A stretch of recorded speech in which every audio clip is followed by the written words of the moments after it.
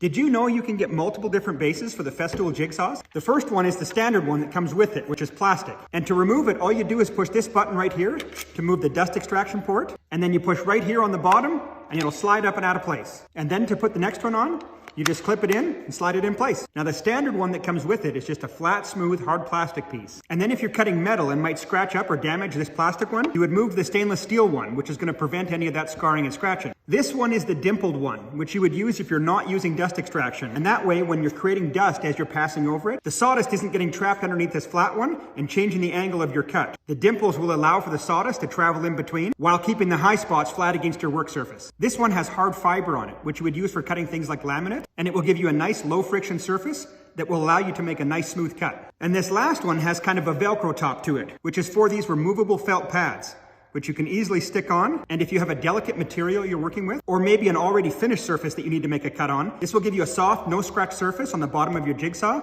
so you don't damage that top.